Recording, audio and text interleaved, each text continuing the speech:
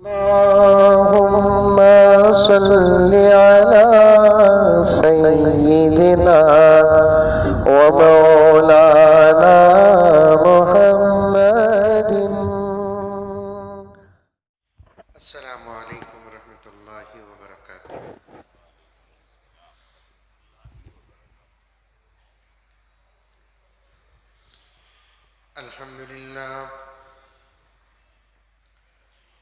अल्हम्दुलिल्लाहि रब्बिल आलमीन वस्सलातु वस्सलामु अला सय्यिदिल अंबियाइ वल मुरसलीन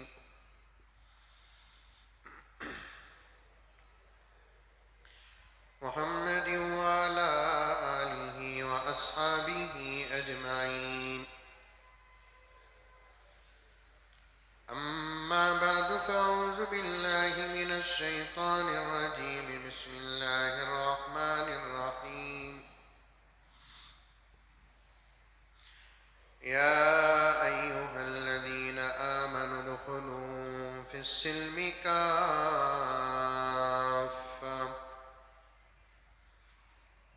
वला तत्तबिऊ खुतुवातिश शैतान इन्नहु लकुम अदुव्वुम मुबीन।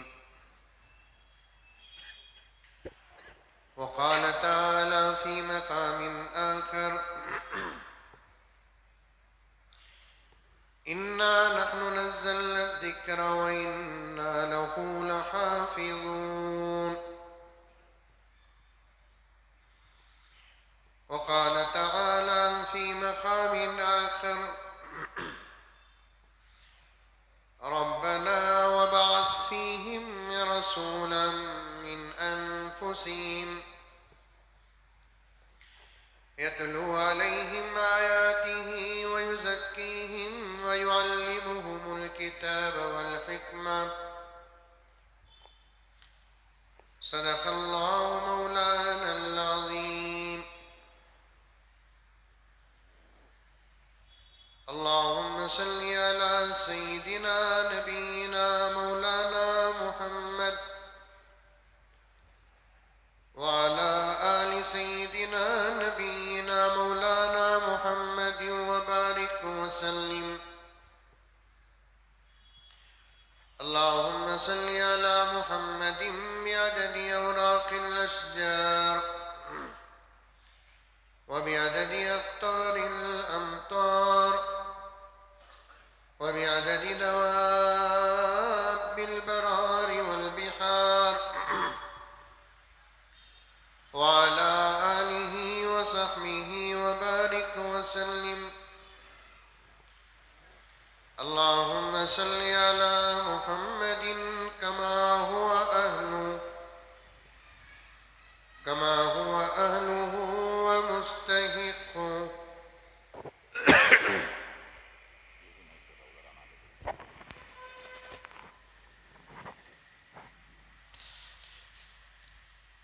मुअज़्ज़ज़ सामीन किराम, पूरी मोहब्बत के साथ, शौक़ के साथ, उल्फत के साथ, प्यार के साथ, अदब के साथ, एहतराम के साथ, इखलास के साथ दिल की गहराई से एक मर्तबा दरूद शरीफ पढ़ ले।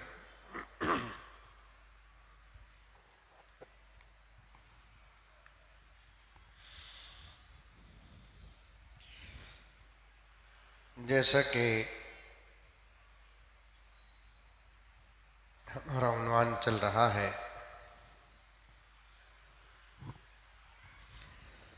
मदारिस अरबिया की अहमियत और ज़रूरत।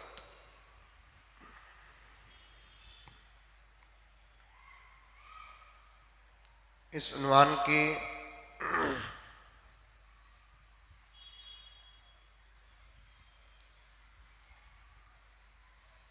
असल मकसद की तरफ आने से पहले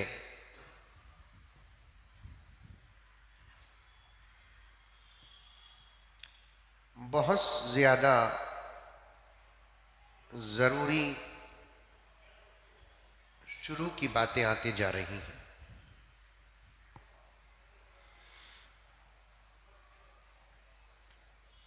और मैंने ये भी कहा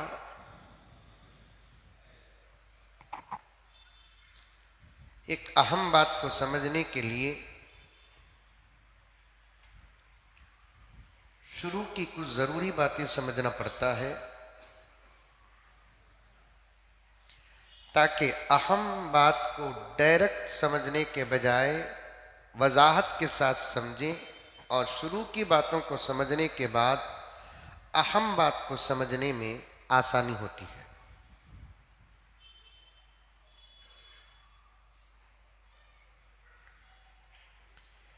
तकरीर हो, वाज हो, सबक हो, दर्स हो, टीचिंग हो,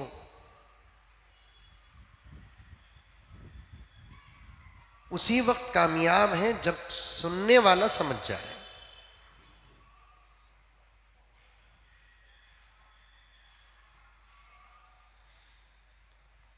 सुनने वाला 10 घंटे बैठे और कोई बात न समझे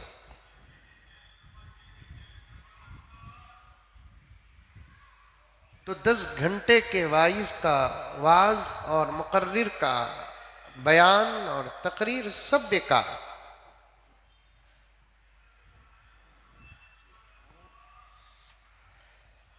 और एक बात अर्ज करता हूं मैं,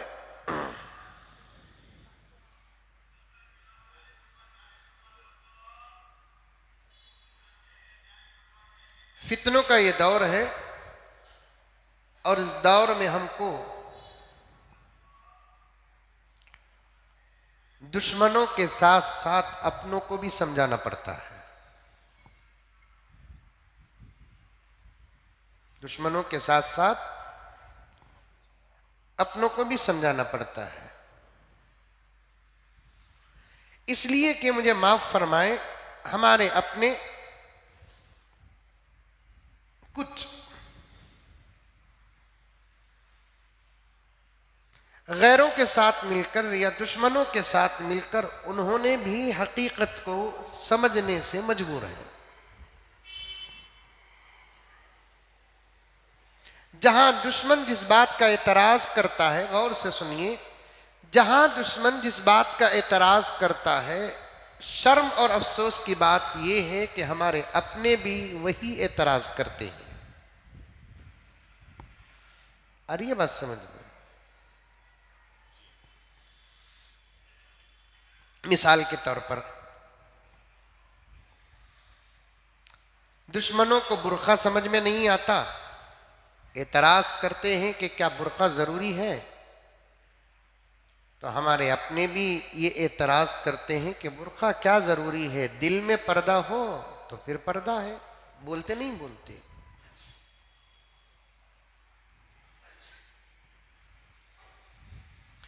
दुश्मन कहते हैं कि ये मस्जिदें, ये नमाजें क्या जरूरी है, जहां चाहे वहां नमाज पढ़ते हैं। हमारे अपने भी कहते हैं इबादत दिल से जी होना सो।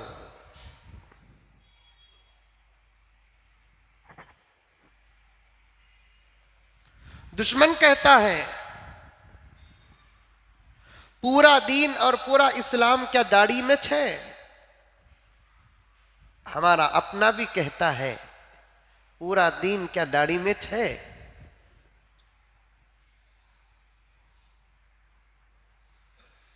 दाढ़ी रखकर भी लोग गुनाह करते हैं ना।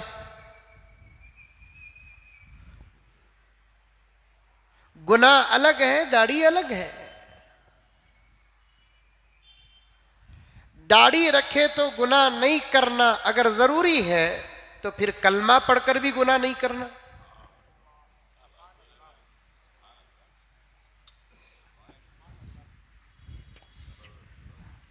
दाढ़ी एक अलग अमल है, बुर्का एक अलग अमल है। लोग कहते हैं कि बुर्का पहनकर भी लोग गलतियां करते हैं, बल्कि गलती करने के लिए बुर्के का इस्तेमाल करते हैं। वैसे तो कितनी अच्छी चीजें हैं जिसको लोग गलत इस्तेमाल करते हैं। खांसी की टॉनिक जो होती है वो अच्छी चीज है, लोग आज गलत इस्तेमाल कर रहे हैं।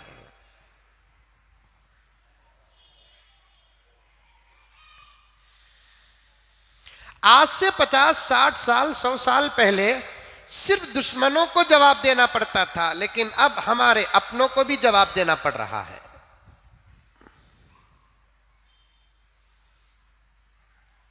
हमारे अपनों के सामने इतनी तफसील की गुफ्तगू इसलिए आती है, दो किस्म के लोग हमारे सामने बैठते हैं। एक एतराज करने वाले लोग, उनको भी समझाना है। एक समझकर दूसरों को समझाने वाले लोग, उनको भी समझाना है।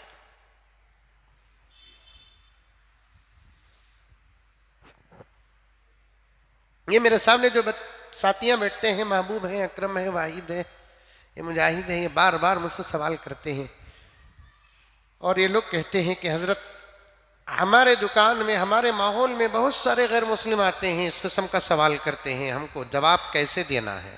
मुझे बहुत खुशी होती है।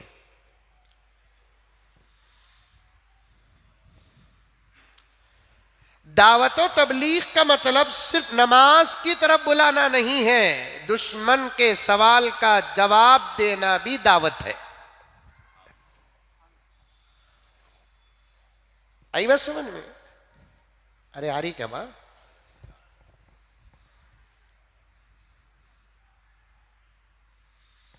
इसीलिए मैंने गुज़िश्ता जुमा मुकद्दमे के तौर पर एक बात अर्ज किया था, तवज्जो के साथ सुने। सारी दुनिया में, बल्कि उससे पहली जुमा बोलता आ रहा हूं, मेरी एक गुजारिश है छोटी। अल्लाह के फजलो करम से हमारे बड़ों की दुआएं और उनकी जूतियों का सदका मैं ज़रा गहरी बात करता हूं। आप बयान यहां सुनने के बाद और एक मर्तबा अगर हो सके, आपके पास इतना वक्त है तो और एक मर्तबा भी बयान यूट्यूब के ज़रिए से सुने, ताकि बात जहन में बैठ जाए। क्योंकि आजकल जहन हमारा इतना कमज़ोर हो चुका है, एक मर्तबा बोलने से जहन में बात आती नहीं। दो चार मर्तबा सुनना पड़ता है। और मेरे जुमे के जो बयानात होते हैं, अल्हम्दुलिल्लाह व बिफज़लिल्लाह, मैं हर जुमा को पहली वाली जुमा के साथ जोड़कर बयान करता हूं। जब तक आपको पहली वाली जुमा की, पहले वाले जुमे का बयान जहन में नहीं रहेगा, इस जुमे के बयान को समझने में तकलीफ होगी।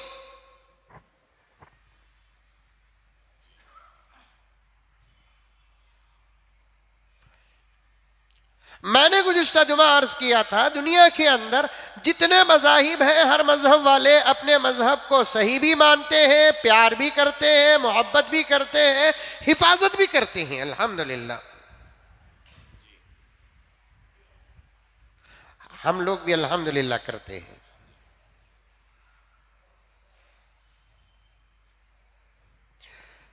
लेकिन हमारा मज़हब ही सही है, इसके लिए भी कोई दलील होना चाहिए। लेकिन एक बात याद रखें, दुनिया के अंदर अगर 1000 मजहब हैं और हर मजहब वाला अपने मजहब को सही समझता है, लेकिन जन्नत में एक ही मजहब जाएगा, 990 पर 9 मजहब बाहर होंगे।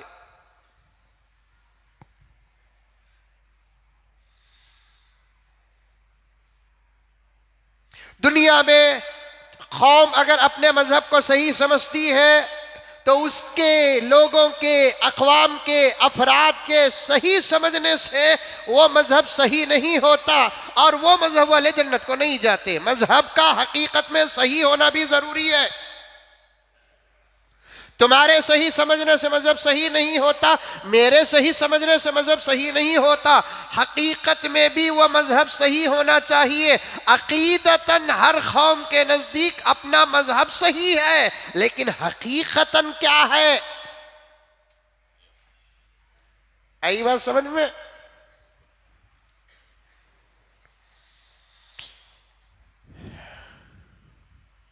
समझ में आई?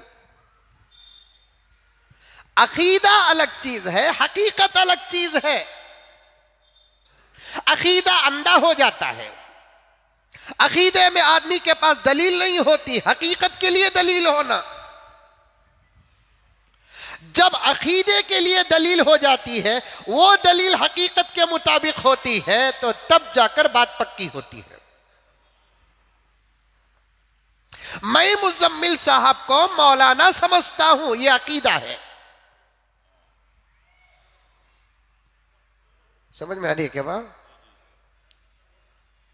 नहीं, दूसरा उन्वान शुरू करूं कि ऐसा घूर रही, मुझे डर हो रहा है।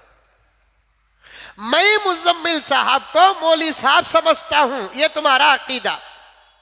तुम्हारे अकीदे के लिए अगर दलील है कि भाई दारुल उलूम सबीलुर रशाद की, उनके पास सनद है, वो कुरान पढ़ते हैं, तर्जुमा करते हैं, हदीस पढ़ते हैं, तर्जुमा करते हैं, मसाइल जानते हैं, तो आपके अकीदे के मुताबिक अगर दलील आ जाए तो ये अकीदा हकीकत में बदल जाता है।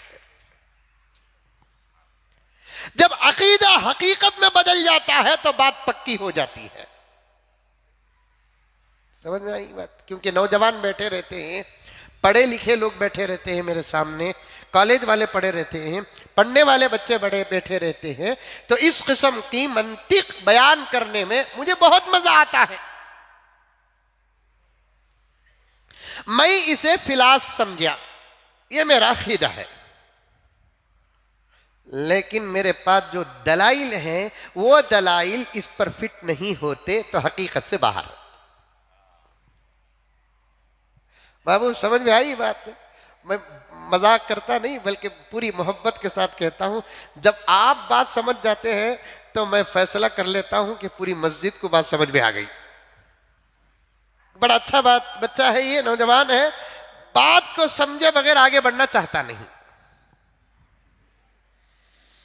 अल्लाह जज़ाए खैर अता फरमाए। अर्ज कर रहा हूं, मैं इसे स्त्री समझा, फिलास समझा, फला समझा, कोई चीज, लेकिन मेरे पास जो दलाइल है इसकी हकीकत से अलग है। वो दलाइल इस पर फिट नहीं होते तो हकीकत से बाहर हो गए, मैं अपनी बात में कमजोर हो गया। किसी भी अकीदे के लिए, सही अकीदों के लिए, किसी भी अकीदे के लिए सही दलाइल की जरूरत पड़ती है। जब दलाइल हमारे पेश हो गए, साबित हो जाते हैं, तो वो हकीकत बन जाती है।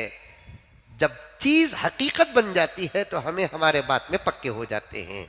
दुनिया में फॉर एग्जाम्पल 1000 मजहब है, हर मजहब वाला अपने मजहब को सही समझता है, लेकिन जन्नत में जाएगा एक ही मजहब।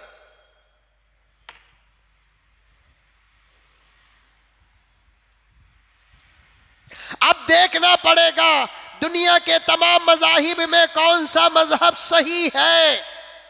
ये मेरा भी फर्ज है, मैं भी तहकीक करूं। दुनिया के तमाम मजाहिब का भी फर्ज है कि वो तहकीक करे कि एक सही मजहब कौन सा है, जिसके अकीदे हकीकत के मुताबिक किसके हैं, जिसके पास क्या मजबूत दलाइल है। अल्हम्दुलिल्लाह सुम्मा अल्हम्दुलिल्लाह, जब हम बैठते हैं इस्लाम को सामने रखकर, इस्लाम के अकीदों को सामने रखकर, तो इस्लाम के अकीदों के मुताल्लिक जितने भी दलाइल आते हैं अल्हम्दुलिल्लाह हकीकत के मुताबिक आते हैं। सबसे बड़ा अकीदा इस्लाम का क्या? वो एक अल्लाह को मानता है। सबसे बड़ा अकीदा इस्लाम का क्या? उसे अल्लाह मानता है जो किसी के हाथ से न बना हो। सबसे बड़ा अकीदा मुसलमानों का क्या? उसे अल्लाह मानता है जो किसी से पैदा ना हुआ हो।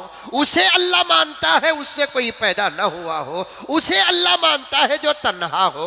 उसे अल्लाह मानता है जो बेनियाज हो। उसे अल्लाह मानता है जिसका कोई शरीक नहीं। उसे अल्लाह मानता है जिसका कोई वजीर नहीं। उसे अल्लाह मानता है जिसका कोई वजीर नहीं। उसे अल्लाह मानता है जिसका कोई मुशीर नहीं। उसे अल्लाह मानता है जिसके कब्जे में सारी कायनात की ताकत है। उसे अल्लाह मानता है जिसकी पैदाइश की इब्तिदा नहीं। उसे अल्लाह मानता है जिसकी इंतहा की इंतहा नहीं।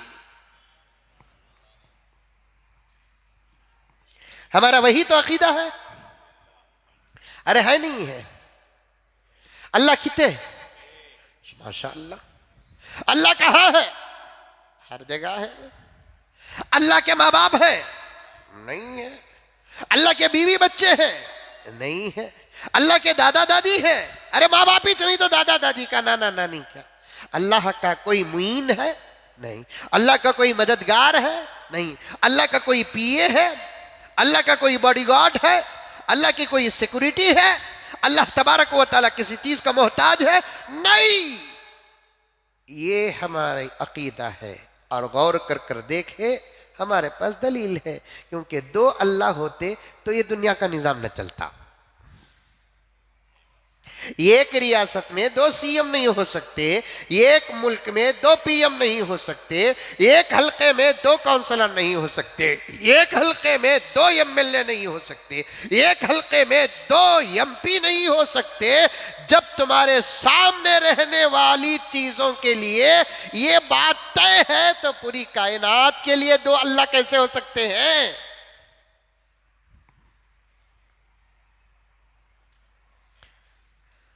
लौ कान फीहिमा आलिहतुन इल्लल्लाह लफसदता। अगर जमीन व आसमान में दो खुदा या कई खुदा होते अल्लाह के अलावा, फसाद पैदा हो जाता, टुकड़े टुकड़े हो जाती जमीन, टुकड़े टुकड़े हो जाता आसमान।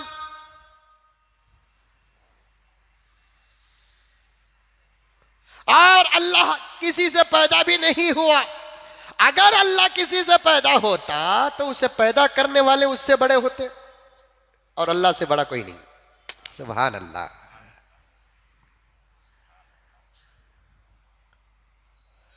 आ रही है भाई चुन्नू बात आ रही है?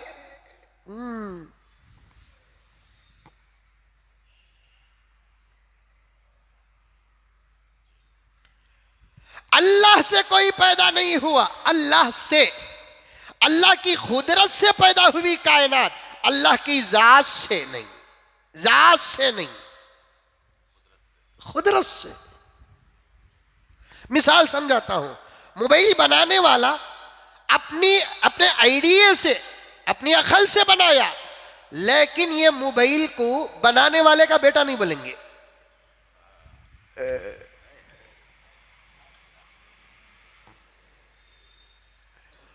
क्या कि आज पूरे अखली बाता जाकर ही नाश्ता अच्छा दमदार हुआ होगा।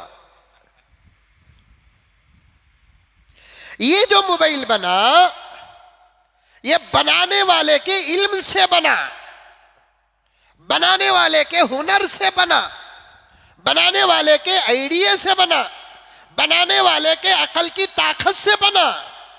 ये बनाने वाले से नहीं बना, उसके इल्म से बना है। इसीलिए इसे उसका बनाने वाले का बेटा नहीं बोलते, बनाने वाले की मैन्युफैक्चर बोलेंगे, उससे उसकी एक शय बोलेंगे, उसकी एक मखलूक बोलेंगे, लेकिन उसका बेटा नहीं बोलेंगे। अल्लाह की जात से कोई पैदा नहीं हुआ।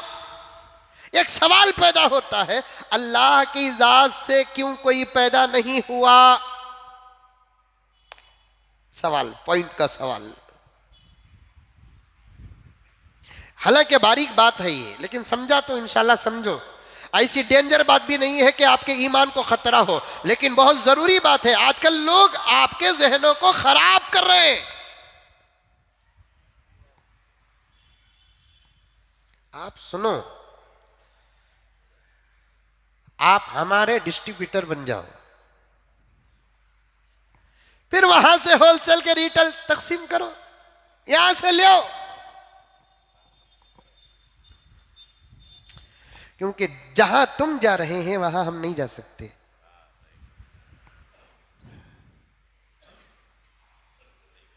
जहां तुम पहुंच रहे हैं वहां हम नहीं पहुंच सकते, जहां तुम बैठ रहे हैं वहां हम नहीं बैठ सकते। बैठना मुश्किल नहीं, हमें भी जा सकते हैं। दीन का झंडा लेकर, दीन की फिक्र लेकर, दीन की दावत लेकर, दीन की तबलीग लेकर जा सकते हैं। लेकिन ये जमाना इस वक्त बायजीद का नहीं है, यजीद का है।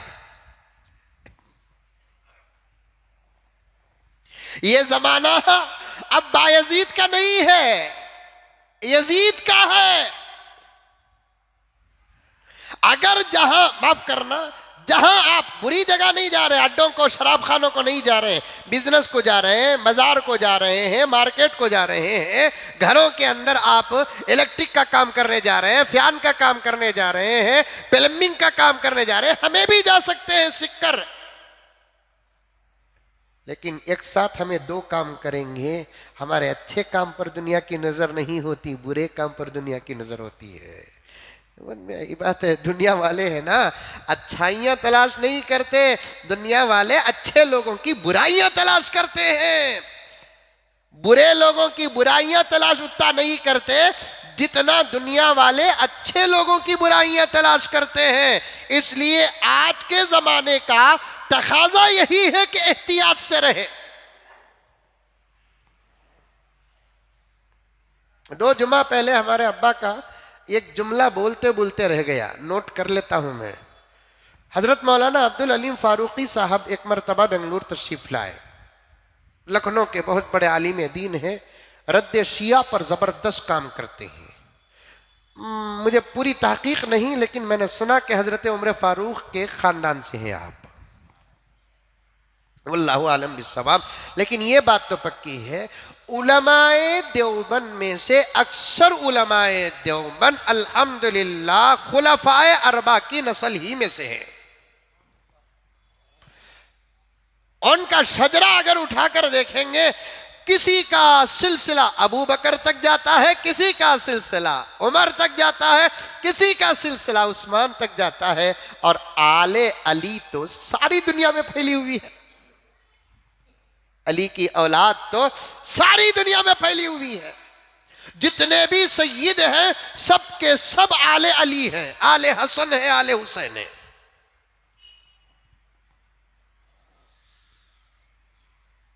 सारी दुनिया में फैले हुए हैं। हजरत तशरीफ लाए, बेंगलोर के किसी इलाके में जबरदस्त हजरत का बयान हुआ। लखनऊ की तमीज और तहजीब ही अलग होती है, हमारी यहाँ की तहजीब और तमीज से अलग होती है। यहाँ बीड़ी पीना बहुत बड़ा जुर्म है, लखनऊ में बीड़ी पीना कोई जुर्म नहीं है। और बाप के सामने यहाँ बीड़ी कुंती हुई, बेटा पिया तो या तो टानी रोड नहीं तो मैसूर रोड, नहीं समझे? दोनों में जगह नहीं रही तो खुदूसा बीदगा। लेकिन वहां की तहजीब में बाकायदा बाप बेटे मिलकर एक दूसरे बीड़ी सिगरेट पीते रहते हैं। पान आपस में जैसे खाते हैं वैसे बीड़ी सिगरेट पीते हैं। और वहां पैर पर पैर डालकर बैठना कोई बेअदबी नहीं समझते, क्योंकि दर्द का तकाजा होता है तो पैर पर पैर डालकर बैठते हैं वहां पर। यहां पर बड़ों के सामने या अच्छे मौके में पैर पर पैर डालकर बैठना बेअदबी में शुमार है। कुछ अदब कुरान से मिल जाता है, कुछ अदब हदीस से मिल जाता है, कुछ अदब है ना अपने इलाकों में जो मशहूर है वो अदब अदब में दाखिल है।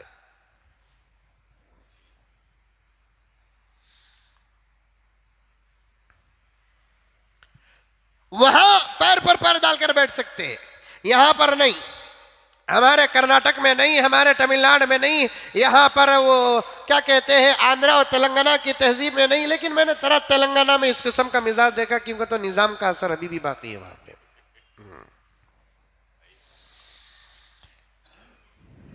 यहाँ अल्हम्दुलिल्लाह टीपू का असर बाकी है, अल्हम्दुलिल्लाह।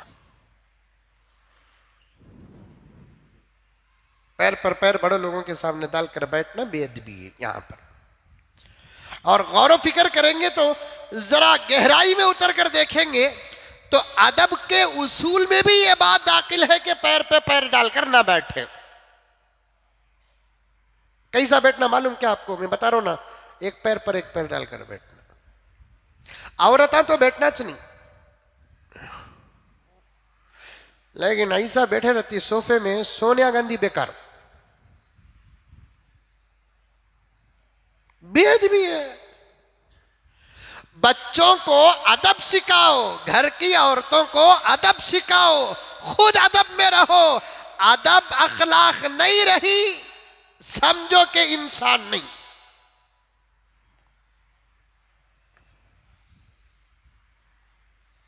आज इंसान है लेकिन उसका जेवर अदब, उसका जेवर अखलाक। नौजवानों, बूढ़ों, मर्दों, औरतों, बच्चों, सब कान खोलकर सुनो।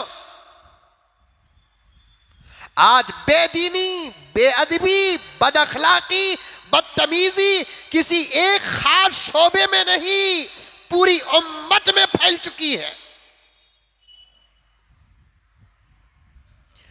मुझे बूढ़े माफ करेंगे तो मैं बड़े अदब के साथ उनकी खिदमत में अर्ज कर देता हूं, तुम्हारे से अदब पाना तुम्हारे घर वाले, अगर तुम बेअदब हो तो फिर तुम्हारे घर में अदब कहां से आएगा।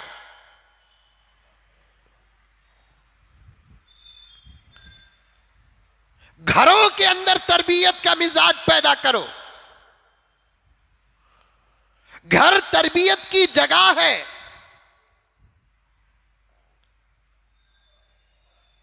बेटा हो, बेटी हो, दामाद हो, बहू हो, बीवी हो, कोई भी हो, घर के अंदर अदब के खिलाफ कोई काम होता है तो फिर आप बड़े ही अच्छे तरीके से उसके सामने अदब का सबक पेश करो।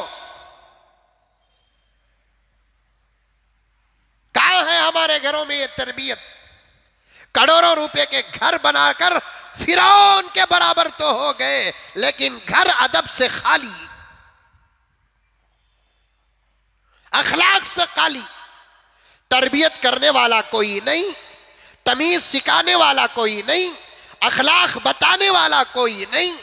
बाप के सामने बेटा बेअदबी कर रहा है, शौहर के सामने बीवी बेअदबी कर रही है, बड़े भाई के सामने छोटी बहन बेअदबी कर रही है, बड़ी बहन के सामने छोटा भाई बेअदबी कर रहा है। हमारे घर बेअदबी के अड्डे बने हुए हैं, बद अखलाकी के अड्डे बने हुए हैं। मेरे नबी ने फरमाया, जहां अखलाक नहीं, जहां अदब नहीं, वहां रहमत के फरिश्ते नहीं।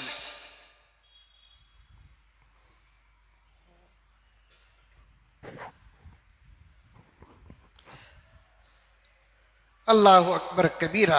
एक माहौल पैदा करो घरों के अंदर।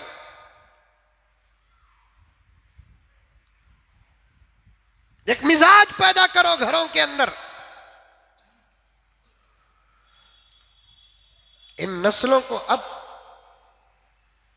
हम ही को तरबियत करना है। अगर हम तरबियत नहीं करेंगे, ये जहां जाकर 6-6, 7-7 घंटे गुजार कर आ रहे हैं, वहां इनको इंसान नहीं, इंसान की शक्ल का जानवर बनाया जा रहा है।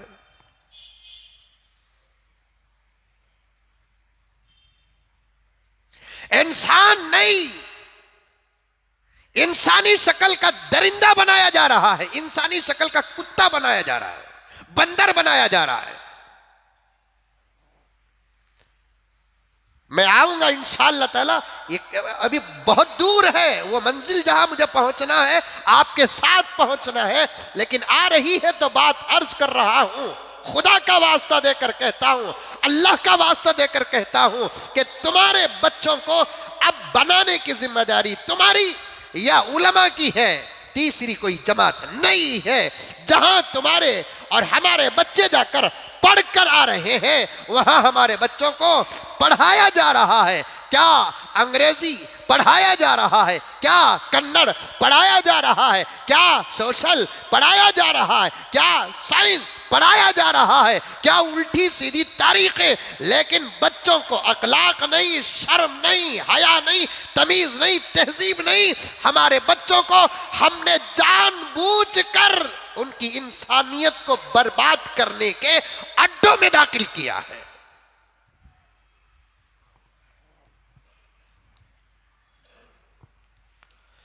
और हमारे बच्चे वहां जाकर बनते क्या है?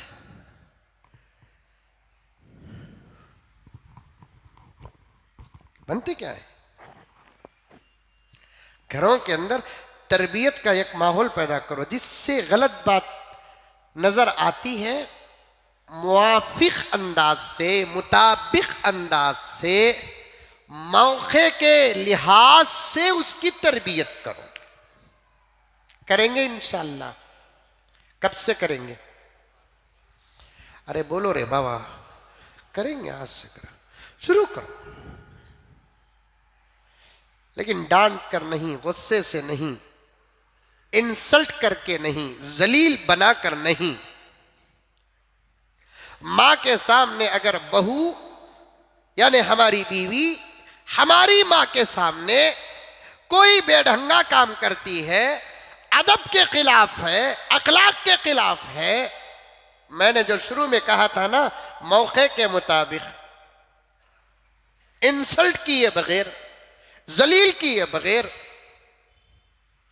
मुआफिक अंदाज से, मुताबिक अंदाज से अपनी बीवी को जाकर, अगर माँ के सामने इस्लाह कर सकते हैं तो करो, लेकिन मुनासिब नहीं। सास के सामने जो रूकू कहती भी बोला तो अब तुझे दिखा, मैं बोलती थी तू समझा, तू देख इज्जत करती सो इन्हें, फिर बजाय इस्लाह करने के एक जबरदस्त आग लग जाती है। अब वो बीवी को बुला ले को, कमरे को जाको, कितने अच्छे ही ना तुम्हें, माशाल्लाह आज चमक करी देखो तुम्हें, वाह वाह, क्या करे, कौन से साबुन से मुंह धोए, मैं लाया सो फेयर एंड लवली की, नहीं तुम्हें फ्लिपकार्ट से मंगाई सो की। ये राज मालूम हो जाता वहां, उन्हें जर्रा तारीफ करते कि नहीं की अकल खो डालती है। तो मैं लाए सो ऐसा दिखती, मैं मंगा ली सो फ्लिपकार्ट से, हाँ मालूम हो जाना कार्ड वाला आ रहा है। फिर उसके बाद तुम्हें अम्मी को चाह दिए नहीं, वो तरीका अच्छा नहीं बा, समझ में आई बात, ऐसा दो। मैं मौलाना के बयान में सुनिया, ऐसा तरीके से दिए तो अम्मी है ना मोहब्बत करते कहते, घर में बरकत आती कहते। अरे आजकल औरतों का एक मिजाज बता देता हूं मैं, सुनो। समझाए तो समझ को मरती भी नहीं।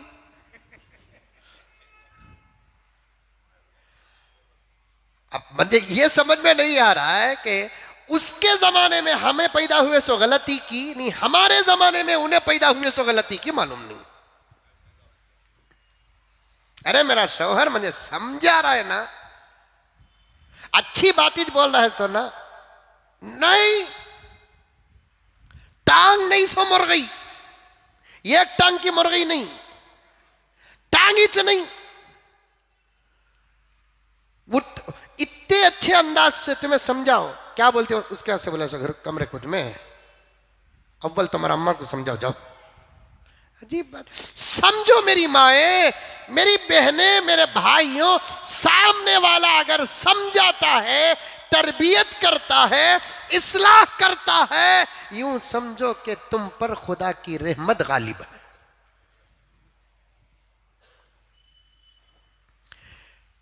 हजरत मौलाना लुत्फुल्लाह साहब मजहर रशादी, शाह अबू सऊद अहमद साहब रहमतुल्लाह अलैह के चौथे बैठे, आप तमाम हजरात जानते होंगे, जबरदस्त आलिम दीन, बेहतरीन शायर और बेहतरीन मुकर्रिर और खतीब। एक मुकर्रिर का अंदाज होता है जज्बाती बयान करने का, एक मुकर्रिर का अंदाज होता है हंसा कर बयान करने का, लेकिन हजरत को अल्लाह ने अंदाज़े खास अता फरमाया, जब बयान करते तो नहीं रोने वाला भी रोता था। ऐसे बूढ़ों से मैंने सुना है कि जिंदगी में किसी के बयान में मैं रोया नहीं, लेकिन मौलाना लुत्फुल्लाह साहब के बयान में रोए बगैर उठा नहीं। ऐसे सब अल्लाह वाले थे हमारे शहर में, ऐसे सब मुफक्किर हजरात थे जिनके, माफ करना एक मेंटालिटी बता रहा हूं, इनकी उम्र मरने की नहीं थी, और ऐसे लोगों का 10, 15, 20 साल रहना था। हमारी बदअमाली याद करते हैं तो सही में रोना आता है, कैसे कैसे लोग चले गए। हजरत रियाजुर रहमान साहब रहमतुल्लाह अलैह,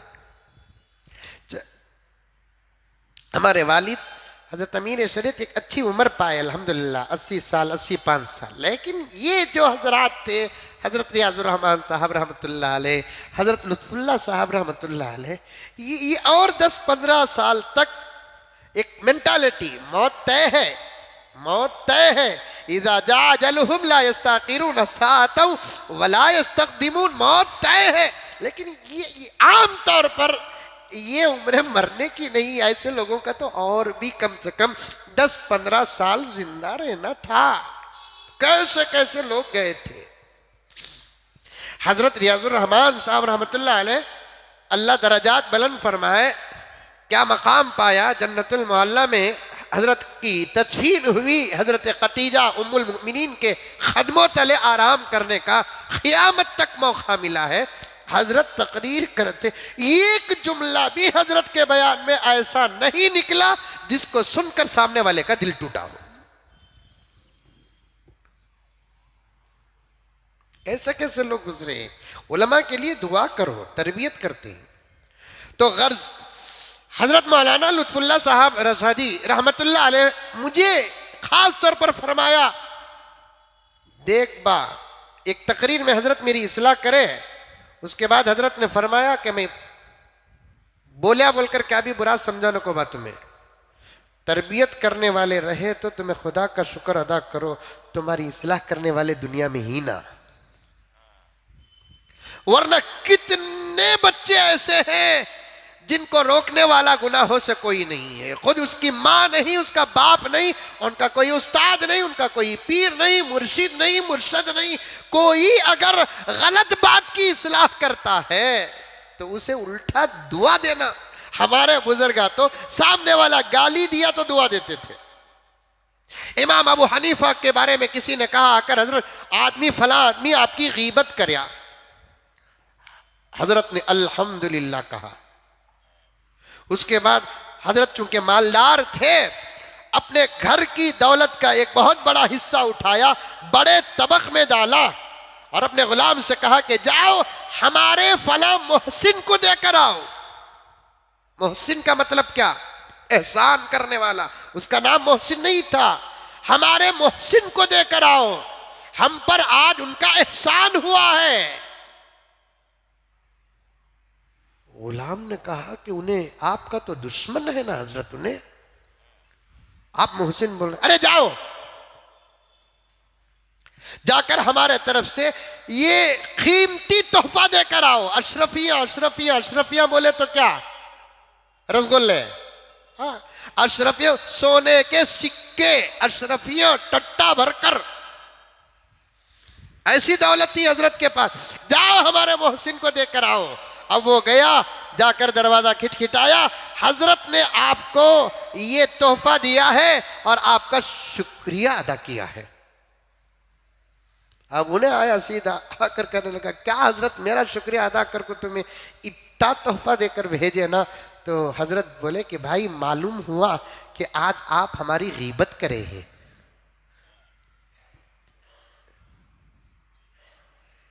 और गीबत के मुतालिक आका ने फरमाया, करने वाला, गीबत करने वाला जिसकी गीबत करता है, अल्लाह उसके गुनाहों को इसके नामे अमाल में डाल देते हैं और इसके नेकियों को उसके नामे अमाल में डाल देते हैं। बैठे बैठाए इतनी नेकियां जो आपके पास थी वो मेरे पास आ गई हैं। ये एहसान नहीं तो और क्या है? देखिए, सोच देखिए, सोच देखिए, सोच।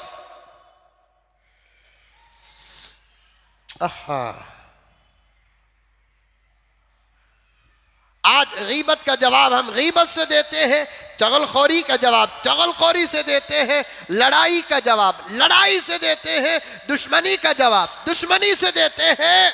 जबकि आका ने फरमाया, बुराई का बदला बुराई से नहीं, अच्छाई से दो।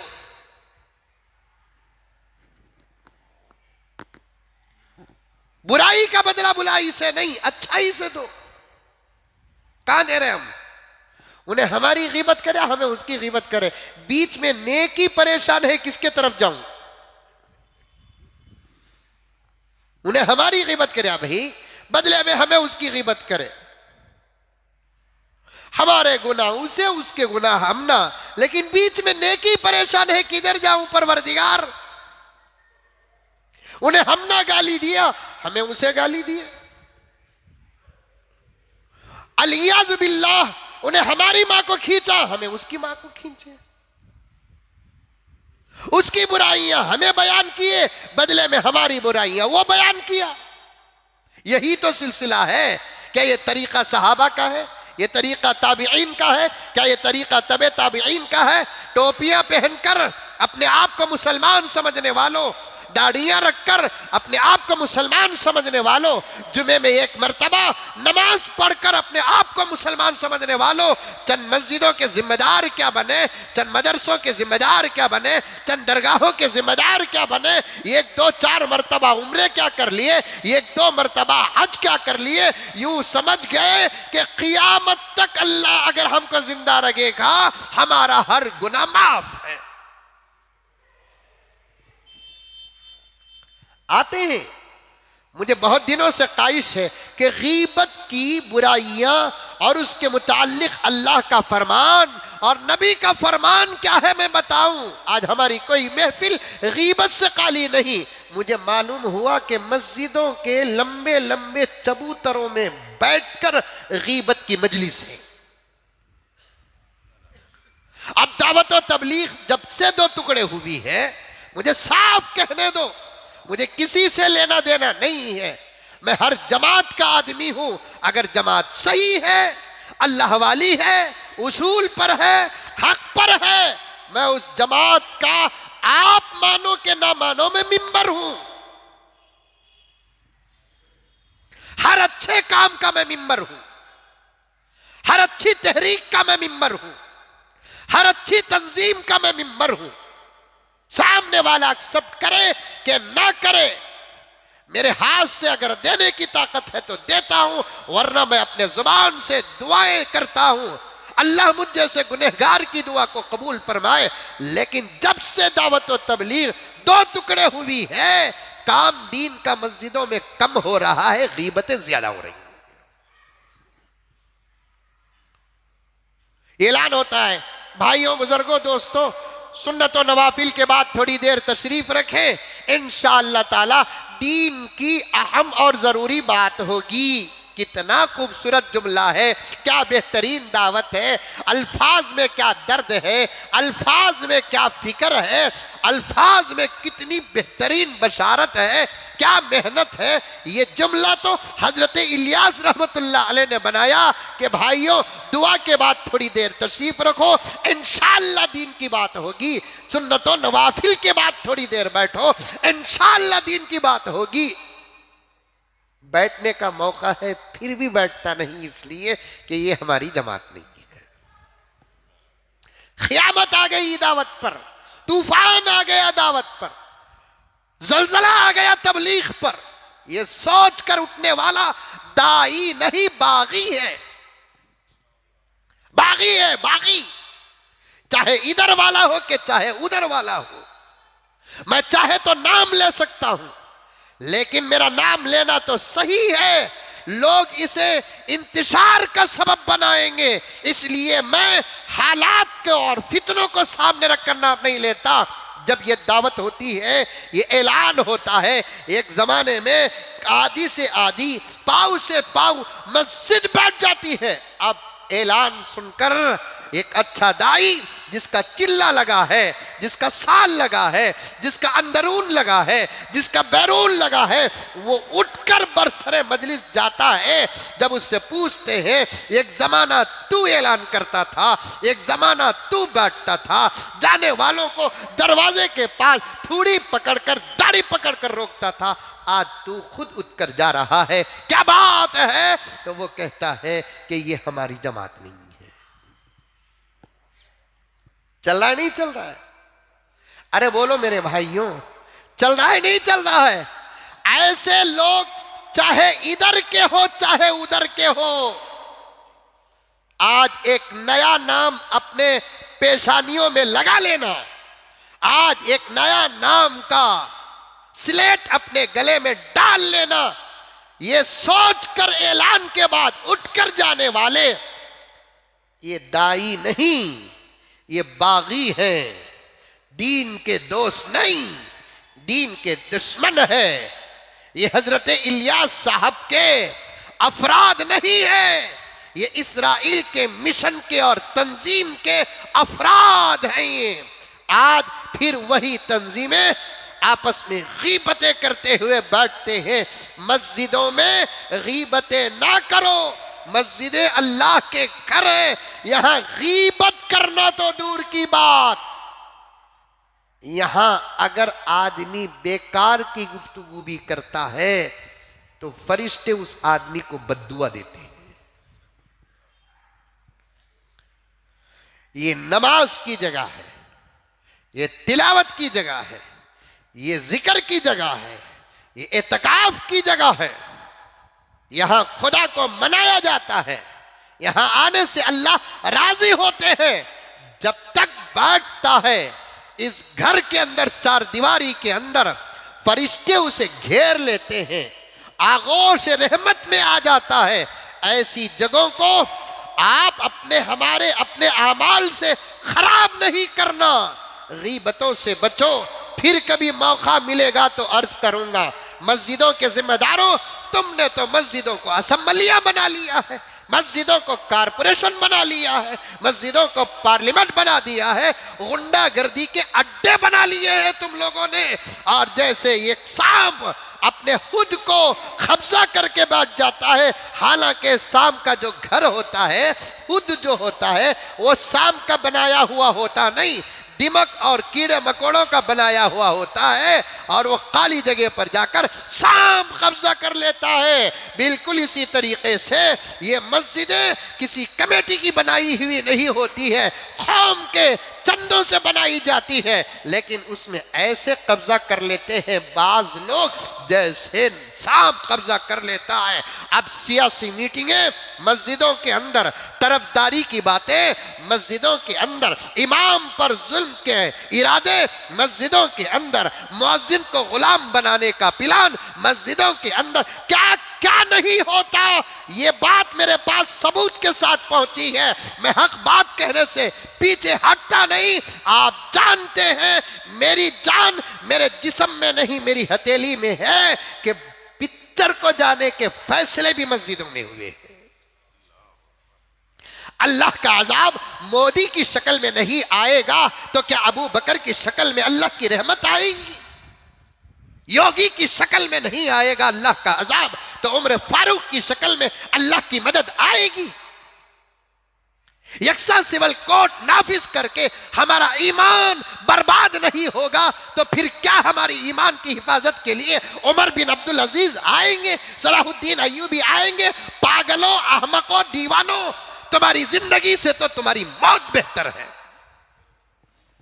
तुम्हें तो मर जाना चाहिए जहर खा के। तुम्हारी मगफिरत की दुआएं हम करेंगे मस्जिद के एहतराम के खातिर, मदरसों के एहतराम के खातिर, अल्लाह वालों के मज़ारात के खातिर, दीन की हिफाजत के खातिर। ऐसे लोगों का जिंदा रहने से मर जाना बेहतर है। मस्जिदें हैं, अदब एहतराम करो, गीबत से पाक रखो, निगाहों से पाक रखो। इसीलिए तो अल्लाह तबारक व तआला के घर में आने का एक जबरदस्त कानून क्या है, तुम अपने जाहिर को पाक करके आओ, वुजू करके आओ। अल्लाह फरमाते हैं तेरे पास ताकत है जाहिर को पाक करने की, तू जाहिर को पाक करके आ। मेरे पास ताकत है तेरे बातिन को पाक करने की, मैं तेरे बातिन को पाक करूंगा।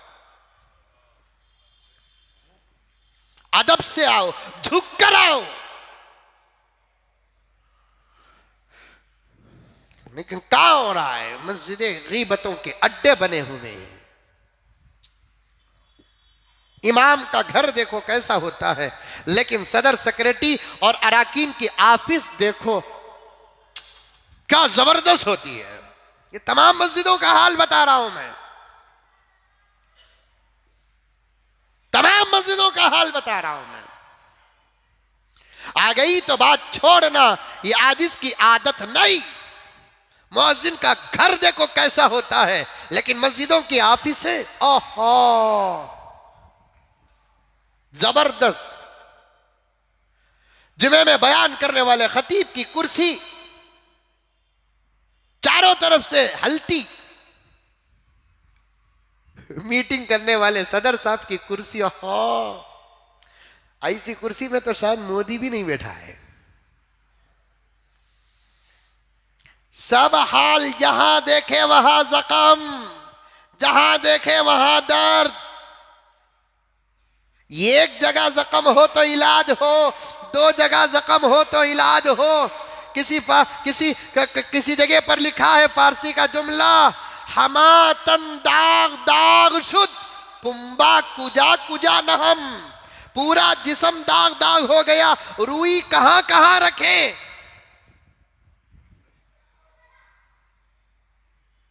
इसीलिए बाज डॉक्टरों का फैसला सही होता है, इलाज होता भी नहीं, मरता भी नहीं। 8-10 दिन तक खींचे उठता, खींच कर बाद में डालते, खत्म। गर्चे के गलत है, फिर भी है। गीबतों से बचो, गालियों का जवाब गालियों से न दो, बुराई का जवाब बुराई से न दो। अखलाक पैदा करो, तमीज पैदा करो, तहजीब पैदा करो। घरों के अंदर का माहौल बेहतर से बेहतर बनाओ, मेहनत करो, कोशिश करो।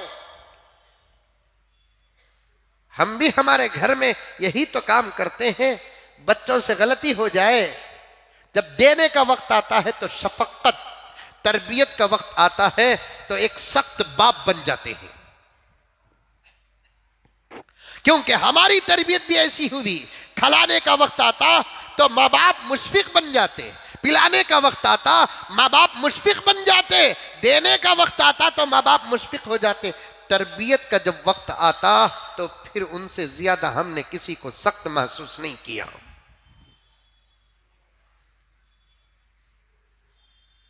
हर कदम तरबियत। आप भी तरबियत करो, बैठने का अंदाज कैसा हो बच्चों का, छोटों का कैसा हो।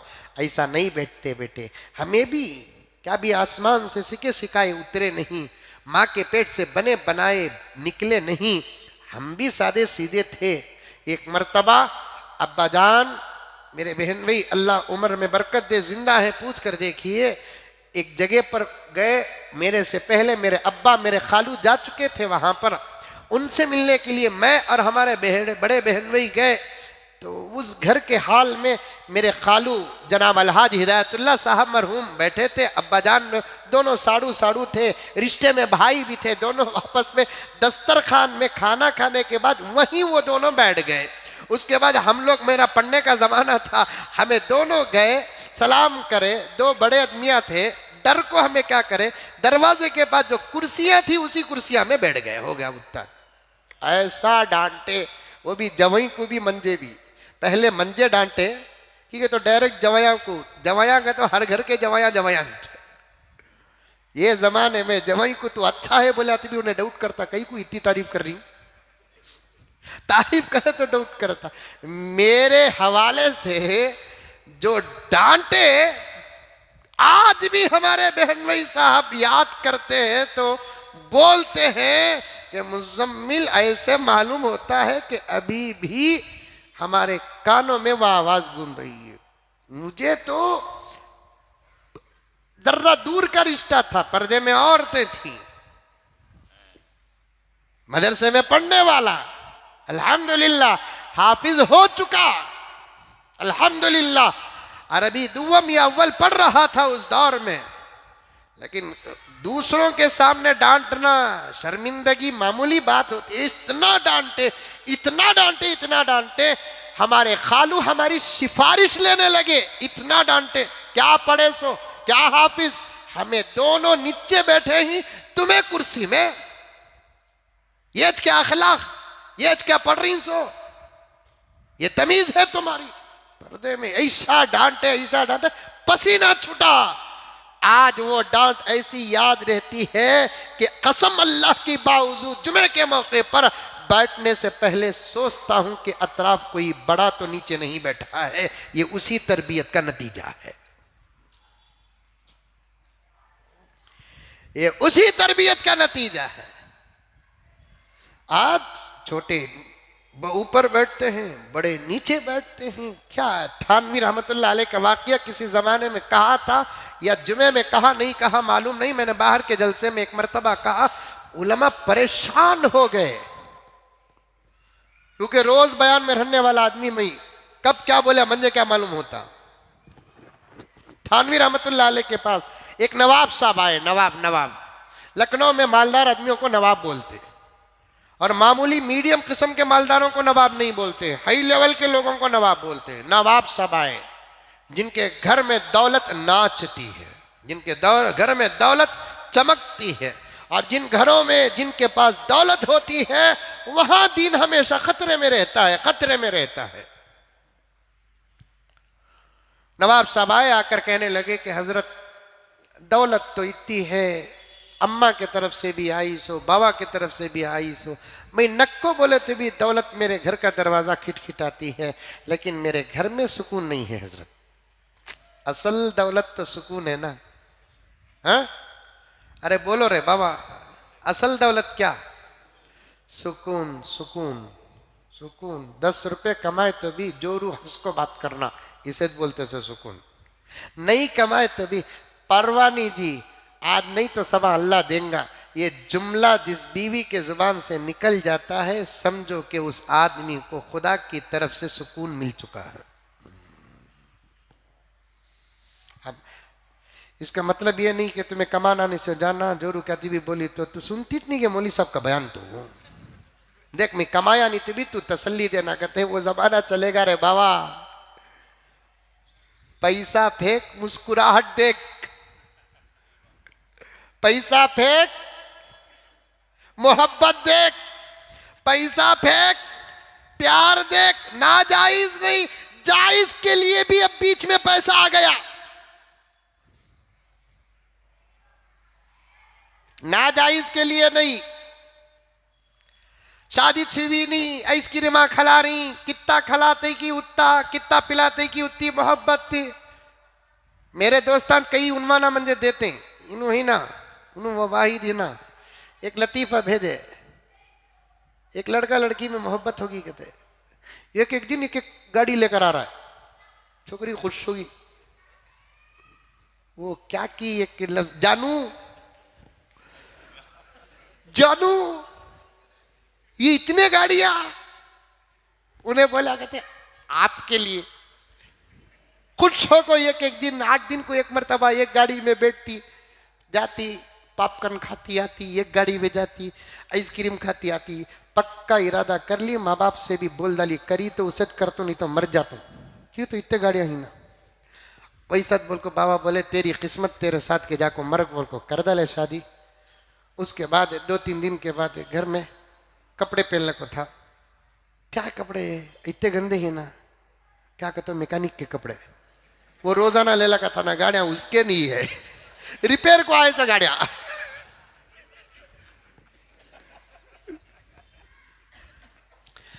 आज मोहब्बत के बीच में भी दौलत आ गई, रिश्तों के बीच में दौलत आ गई, हुकूक के बीच में दौलत आ गई, खिदमत के बीच में दौलत आ गई। खुदारा मैं तो ये दुआ करूं, अल्लाह मुझे भी अमल की तौफीक अता फरमाए, आपको भी अमल की तौफीक अता फरमाए कि हमारी जिंदगियों को अल्लाह ताला दुश्मनों से पहले इस वक्त की बर्बाद करने वाली दौलत से हिफाजत फरमाए। है कमाओ अपनी दौलत, रही तो आज सब कुछ होता, सो नहीं तो नहीं होता।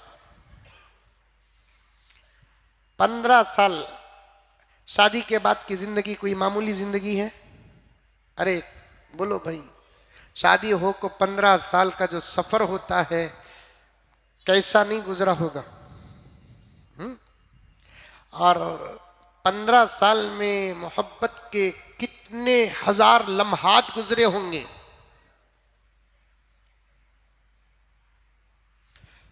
एक फैसला मेरे पास अभी भी मौजूद है, शादी होकर 15 साल हो गए, 3 साल से बिजनेस का हाल इतना खराब हो गया है, पता नहीं क्या हुआ, वल्लाहु आलम बिद सवाब। जादू जादू बोलते है भी नहीं भी, शौहर को कमाने दिल नहीं लगता, घर को गया तो हूल झड़का कहते, क्या की कहते, किधर की कहते, सब कुछ है। अब वो छुकरी है ना, खाली शौहर कमाता नहीं को बोल को खुला लेने के मोमेंट में आको है। कमाए तो रिश्ते ही, पैसे रहे तो रिश्ते ही है? क्या कमा को क्या फायदा। 100 किलो सुन्ना रहे तो भी ये पेट 2 रोटी का मोहताज।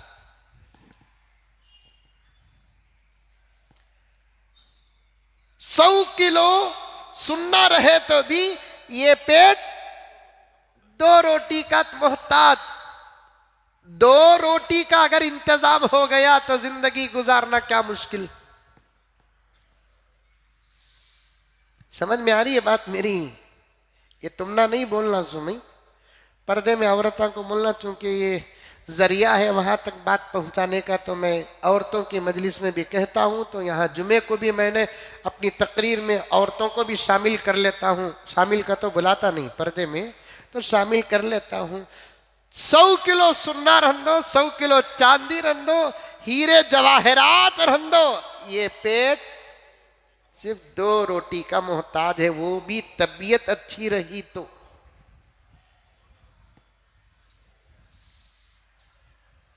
बहुत दूर तक चला गया मैं, वापस जाकर उन्वान में मिलना है मुझे, लेकिन फिर भी मेरा रब दे रहा है तो मैं अर्ज कर रहा हूं, क्या दौलत रहे तो ये पेट 2 रोटी, वो भी ये 2 रोटी कब, तबीयत सही रही तो, वरना 2 रोटी से भी टेम्परेचर और डाउन हो जाता है। लेकिन उसके लिए हमने दौलत को कितनी अहमियत दी है, हर रिश्ता अहमियत दिया, हर फर्द अहमियत दिया।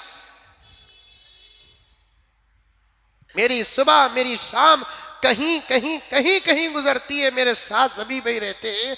कर्नाटक के एक इलाके में गए, एक शुगर फैक्ट्री के पास से हमारा गुजर हुआ, 7-8 किलोमीटर तक, बल्कि उससे भी ज्यादा गन्ने की गाड़ियां खड़ी थीं, और इतनी बड़ी फैक्ट्री, कहने वाले ने कहा 1.5 या 2.25 हजार एकड़ पर फैक्ट्री है, इतनी बड़ी फैक्ट्री है। उसका ओनर करोड़पति अरबपति, लेकिन उसे इत्तेफाक से, खुदा की कुदरत देखो, शुगर बनाने वाले को शुगर आ गई, उसकी कुदरत ही अजीब कुदरत, उससे टक्कर न कोई लिया न आइंदा लेगा। वो देता मोहलत, ढील देता, वो उमली लहुम, हम मौका देते हैं, जब पकड़ने पर आ जाए, इन्ना कैदी मतीन, सख्त जबरदस्त पकड़ है हमारी, कोई हमारी पकड़ से बचकर जा नहीं सकता। ढील देते, हमें ढील देते। कितना बड़ा करोड़पति, वाह वाह वाह वाह वाह। ऐसे हैं दुनिया में, हजारों नहीं लाखों करोड़ों खरबों लोग हैं, लेकिन जब आ गया तो खुद दिल चाहकर अपनी पसंद का एक रसगुल्ला नहीं खा सकता। क्यों? कि अल्लाह बताना चाहते हैं कि मेरे बंदे, तू अब तक मेरी कुदरत को समझा नहीं, तेरी दौलत है तो तू खाता नहीं, मैं चाहूं तो तुझे खिलाता हूं। उन्हें खिलाना बोले तो, बंगारपेट में वालिद साहब के साथ एक जगह निकाह को गया, मेरी फैमिली भी थी साथ, वालिद साहब भी थे, वालिदा का इंतकाल हुआ था, निकाह पढ़ा कर वालाजा जाना था हम लोगों को। उनकी ख्वाहिश थी कि निकाह में पढ़ाना, दुआ वालिद साहब करना, तो हम लोगों ने प्लान ही ऐसा बनाया कि एक काम करेंगे कि निकाह पढ़ा डालेंगे, फौरन निकल जाएंगे, क्योंकि असर तक हम लोगों को वालाजा पहुंचना था। खुदा कैसे खिलाते देखो। हम लोग निकाह पढ़ा डालकर 900 के जिम्मेदारों को सब बोले कि हम ना खाने की गुजारिश करो, न को हमें वहाँ जाना है। वो कैसा होता हजरत, ये कैसा होता हजरत को बोल को क्या क्या किए, बोले नहीं हमें खाते नहीं, बोल को जिद करे तो हम ना तोशा दिए, तोशा जबरदस्त तोशा महबूब। खैर हम लगान ले लेकर सफर आगे गए। एक जगह पर मस्जिद और माहौल बिल्कुल सादा सीधा था। मेरे घर वाले भी बैठकर सब मिलकर खा सकते हैं, कोई ज्यादा आबादी नहीं, आबादी नहीं कहाँ की आबादी है, ये मस्जिद है, उधर कब्रिस्तान है। गए हम लोग, जाकर उतरे, हाथ वगैरह धो लिए, दस्तरखान खोले। हाँ, एक चीज है एक चीज नहीं बोलकर नहीं, मच्छी, तीतर, मुर्गी, मुंह में पानी आ रहा है, नहीं मुंह में पानी च नहीं, भूख लग रही है। बिरयानी, तले सो रोटी, सेवियां, मिठे, और उन्होंने इतना ज्यादा बड़ा तो सा गाड़ की डिक्की में अलग लाको रखता नहीं, मिठे जितना आइटम शादी में बनाए थे पूरा पैक। अब हमें ही 4 जने 2 बच्चे हैं, कितना खा सकते हैं? वाली साहब रहमतुल्लाह अलैह ने कहा कि मियाँ एहतियात से काढ़ो, जितना खाना है उतना काढ़ो मियाँ, की कतो वेस्ट नहीं होना। उसके बाद कौन भी रहे तो बुलाओ उनको, पूरा उनको दे डालो। अब मैं जाकर देखा तो कब्रिस्तान में एक साहब काम कर रहे हैं। सलाम किया, वालेकुम सलाम, खाना खा ले क्या भाई? नहीं हजरत अभी खाया नहीं। मैं अब्बा को नाम लेकर बोले हजरत जकरिया साहब आकर, जकरिया साहब बड़े हजरत, जल्दी खुश होको आया, उन्हें भी हाथ धोया उन्हें। वालिद साहब बोले क्या भाई नाम तुम्हारा? फला नाम है। खबर खोद कर कौन भी मरे तो ये बिजनेस ही बड़ा अजीब गरीब बिजनेस, खबर खोदने का। कौन भी आउट हुआ तो इनू आते से पिचकू।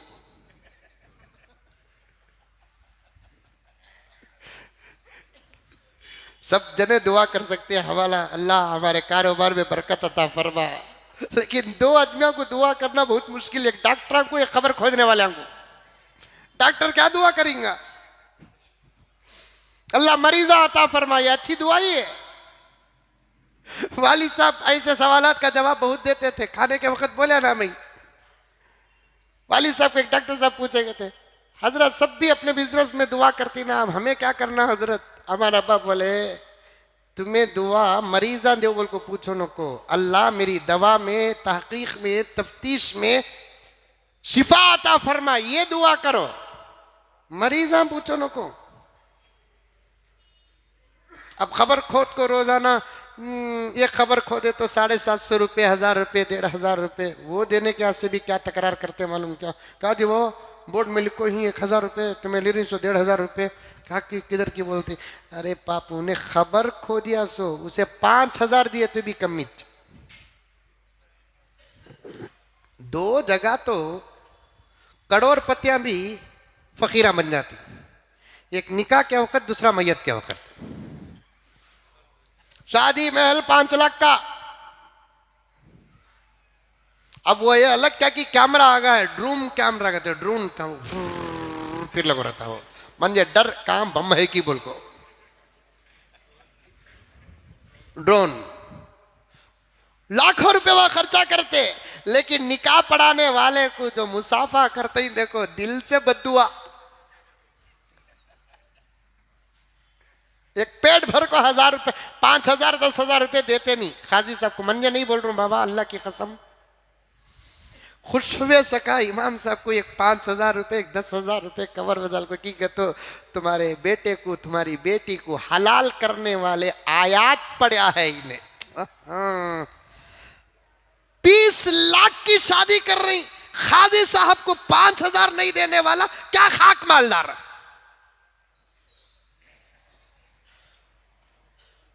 ₹10,000 दिल बड़ा नहीं होता यार। मैं मंगरू बोलकर समझो तुम को, तुम्हें समझे अल्लाह की अदालत में इसका फैसला होगा, मैं नहीं। लेकिन बात है, एक आ रही है बात, तो ये बात भी बोलना पड़ता। काउंसलर एमएलए एमपी को नोटा का हार पिनाने आता, खुतबा निकाह पढ़ाने वाले को 10,000 रुपए नहीं दे सकते। क्या गरीब कौम है देखो। पंडित को पूछो मंत्र पढ़ता है शेख शादी की, क्या देते हैं उसे? फादर को पूछो जब वो पढ़ता है तो उसे क्या देते हैं? गुरु को पूछो जब वो पढ़ता है तो क्या देते हैं? लेकिन ये खाजी साहब को पूछो, खतीब साहब को पूछो, तुम्हें पढ़े तो क्या देते हैं?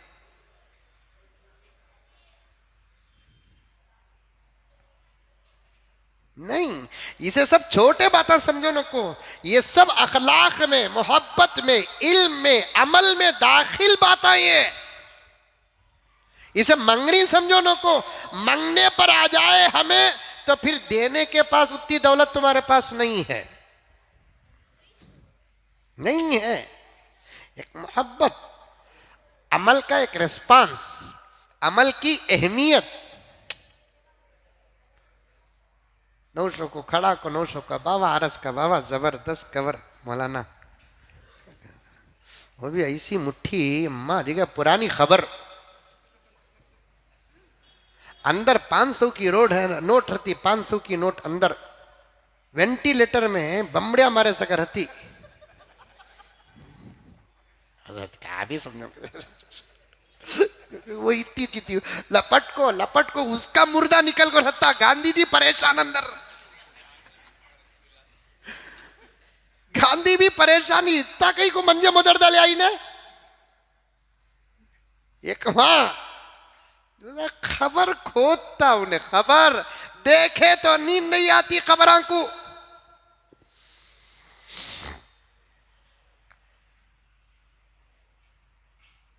खबरस्तान में गुजर कर आना एक बहुत बड़ा मसला।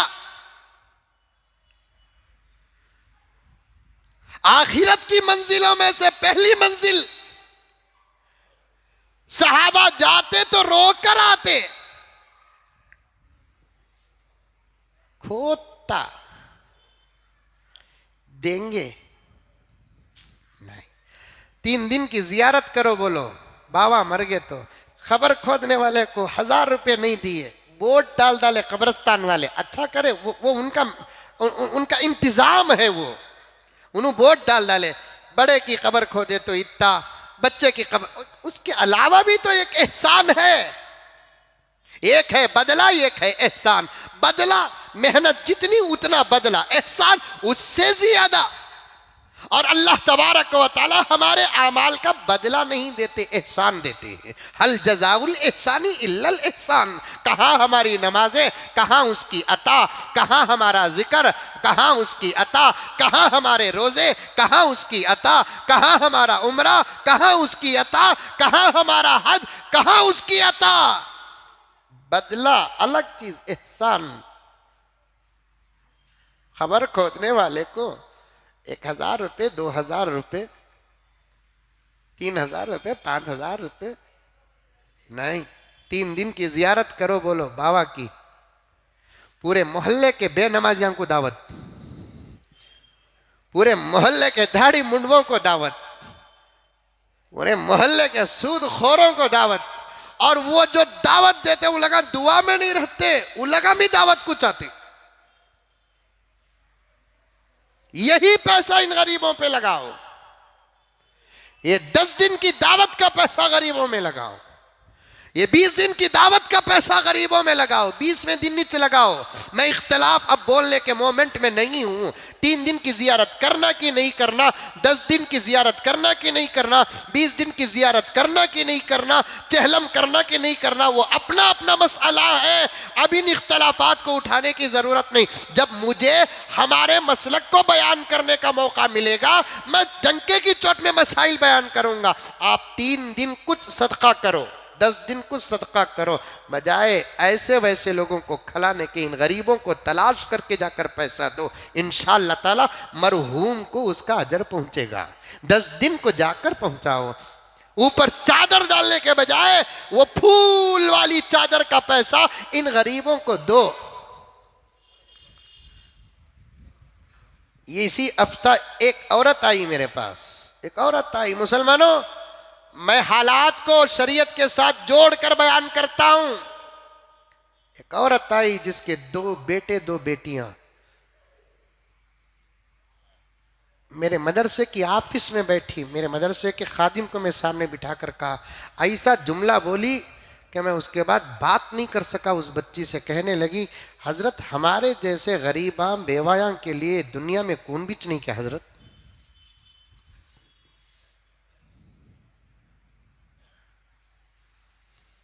ये जुमला था उसका।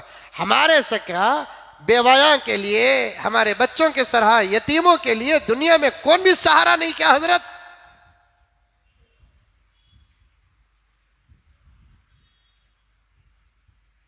ये पैसा इन गरीबों में लगाओ, गरीबों में लगाओ, मरीजों में लगाओ।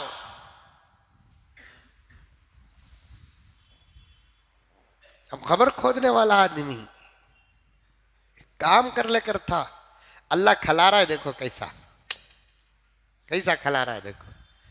अल्हम्दुलिल्लाहि रब्बिल आलमीन वमा मिन दाब्बतिन फिल अर्दि इल्ला अलल्लाहि रिज़्क़ुहा व यर्ज़ुक़ुहु मिन हैसु ला यहतसिब इन्नल्लाह यर्ज़ुक़ु मन यशा। अल्लाह ये तमाम मैं खिला तू कैसा खिला रहे देखो। उनको बुलाए, उन अब्बा की मोहब्बत में आए, बैठे। अब्बा जान बोले कि देखो बा, हमें शादी को गए फिरस हमें हाथ तक की तो साफ कह देना ना, हम ना जितना जरूरत है हमें उठा लिए, ये पूरे का पूरा तुम्हें लेकर घर को चले जाओ। कब्र खोदने वाला कैसा अल्लाह खिला रहा है देखो। दौलत को कोई अहमियत ना दो, दौलत रहे या ना रहे, अल्लाह जो खिलाना खिलाते। आज ये दौलत हर जगह आ गई। बीवी मुस्कुराना का तो दौलत, शौहर मोहब्बत से बात करना का तो दौलत, माँ बाप की ममता व शफक़त का तो दौलत, बच्चों की खिदमत का तो दौलत, भाई भाई की मोहब्बत का तो दौलत, भाई बहन की मोहब्बत बोले तो दौलत, दोस्त और दोस्त के दरमियान की दोस्ती को एक स्टेटस और लेवल पर लाकर खड़ा कर दिया और पहले दौलत देखते हैं मेरे लायक है कि नहीं है। अल्लाह अकबर। हजरत उमर दुआ करते कि बिलाल से कि बिलाल एक वादा करो हमसे, आज ही मैंने पढ़ा, एक वादा करो बिलाल हमसे। फतेह मक्का के बाद हजरत उमर ने हजरत बिलाल से कहा। क्यों कहा? फतेह मक्का के वक्त अल्लाह के रसूल ने अपने साथ सबसे ज्यादा जिसको रखा उसका नाम है बिलाल। कलर में भी जमीन आसमान का फर्क, मकाम तो क्या कहें, बिलाल तो गुलाम के गुलाम थे, आका तो आका थे। लेकिन फतेह मक्का में जब दाखिल हो रहे तो साथ हुजूर के कौन थे? हजरत बिलाल थे। सब सहाबा ये सोच रहे थे फतेह मक्का के वक्त, मक्के में दाखिल होते वक्त अल्लाह के रसूल अबू बकर को साथ रखेंगे, उमर को साथ रखेंगे, उस्मान को साथ रखेंगे, अली तो खानदान का फर्द है साथ रखेंगे। सबके ख्यालात अपनी जगह पर, मोहम्मद का फैसला अपनी जगह पर।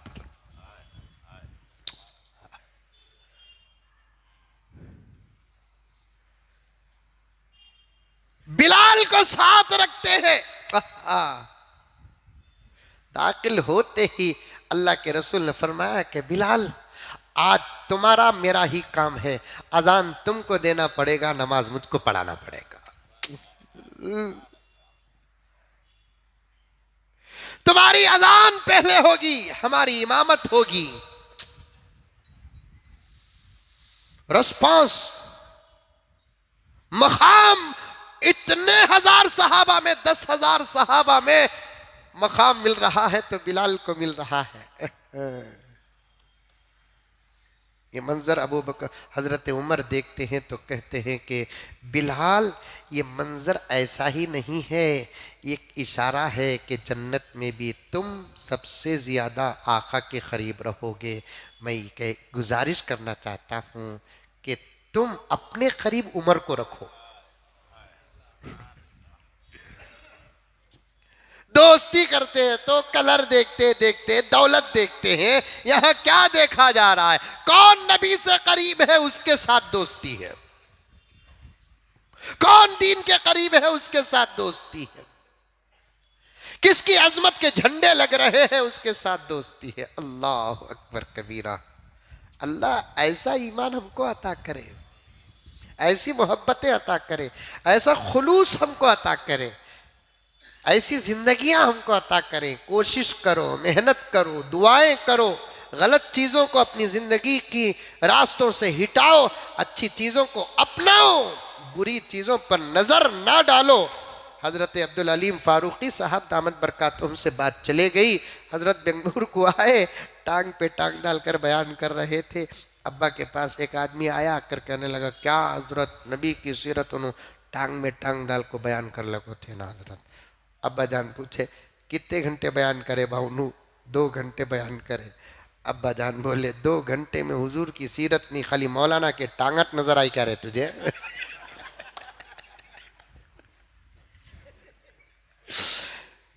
घंटे में हुजूर की सीरत नहीं मौलाना के टांगट नजर आए। क्या लोग है ना अच्छाइयाँ कम देखते हैं, बुराइयाँ ज़्यादा देखते हैं। उन्वान याद रखो, इंशाअल्लाह ताला आइंदा जुमा आपकी खिदमत में तरतीब के साथ अर्ज़ करूँगा। बहुत ज़रूरी बातें हैं। अल्लाह मुझे और आपको सबको अमल की तौफीक अता फरमाए।